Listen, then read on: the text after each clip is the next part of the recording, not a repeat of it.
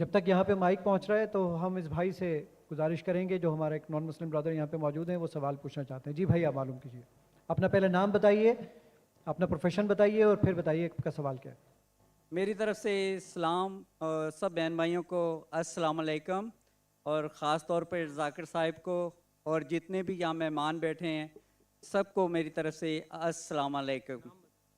मेरा नाम इखलाक मसीह है और मैं तमाम मज़ाहिब का तालिब इल्म हूँ। जैसे कि जाकिर नाइक साहिब हैं तालिब इल्म, मैं कुरान भी पढ़ता हूँ और बाइबल स्टडी भी करता हूँ। और हमारी एक तंजीम है यहोवा विटनेस के नाम से। वो तंजीम जो है खुदाए वाहिद पर ईमान रखती है और खुदाए वाहिद की तालीम देती है।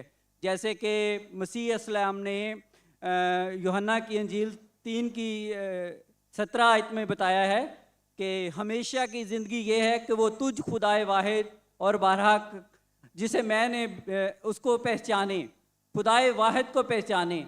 सो हमें खुदाए वाहिद को पहचानने की ज़रूरत है। तो इसी तरह हम जो है तमाम मसीह बहन भाइयों को ये तालीम देते हैं, मगर उसके बावजूद वो जो ना खुदाए वाहिद की तालीम को जो ना बर्दाश्त नहीं करते, एक्सेप्ट नहीं करते।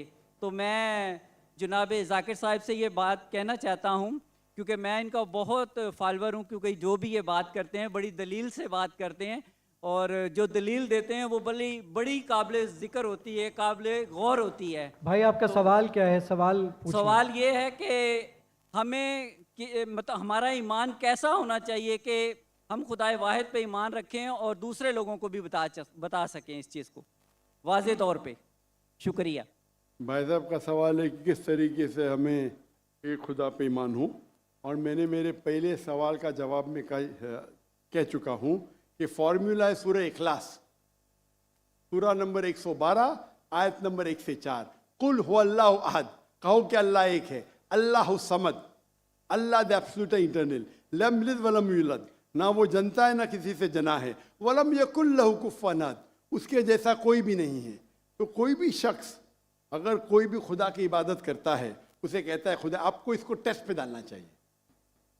मिसाल के तौर पे अगर कोई शख्स कहता है कि भगवान रजनीश खुदा है, हम भगवान रजनीश को टेस्ट पे डालते सूरह इखलास के। एक शख्स ने मुझे कहा हम हिंदू भगवान रजनीश को खुदा नहीं मानते। मैंने कभी भी नहीं कहा कि हिंदू भगवान रजनीश को खुदा मानते। मैंने कहा कुछ इंसान भगवान रजनीश को खुदा मानते, हम उसको टेस्ट पे डालेंगे सूरह इखलास के।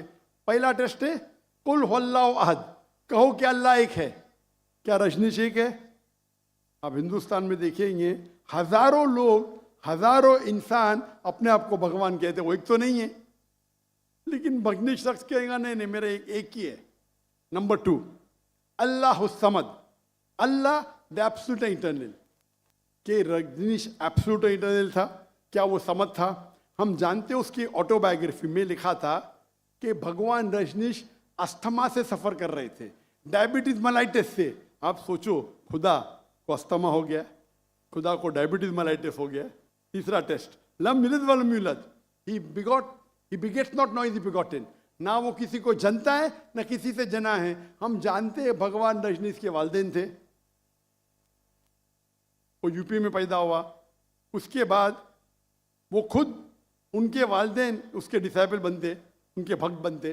वो 1981 में जाते यूएसए, और यूएसए में एक गांव रहता है जिसका नाम है ऑरेगन।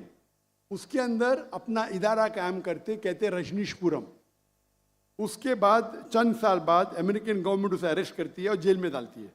रजनीश कहता है कि अमेरिकन गवर्नमेंट ने मुझे स्लो पॉइजनिंग दी, स्लो पॉइजनिंग। आज सोच सकते खुदा को कोई स्लो पॉइजनिंग कर रहा है। और रजनीश अब वो वापस आते पूना में, इंडिया में, महाराष्ट्र में, और एक नया ऑर्गेनाइजेशन शुरू करते ओशो। उसके मरने के बाद उसके समाधि पे लिखा है Osho Rajneesh never born never died but visited the earth from the 19th of December to the 31st of January। भगवान रजनीश ना पैदा हुआ ना मरा, लेकिन इस धरती को विजिट करने के लिए, धरती को घूमने के लिए वो आया। उस समाधि पे ये नहीं लिखा था कि भगवान रजनीश को 21 ममालिक का वीज़ा नहीं मिला। आप सोच सकते हैं, खुदा भगवान धरती को विजिट करने आता है और उसको वीज़ा की ज़रूरत है।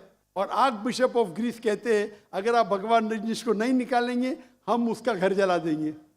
तो जो भी आप कहते हैं खुदा है, उसे सूरे इखलास के तराजू पे तोलो। अगर वो पास होता है हमें कोई गिला शिकवा नहीं कि वो खुदा है, लेकिन अगर पास नहीं होता है तो वो गलत खुदा है। तो सूरे इखलास is the touchstone, it is the litmus test for knowing, जानने के लिए वो असली खुदा है कि नहीं। Hope the answer the question.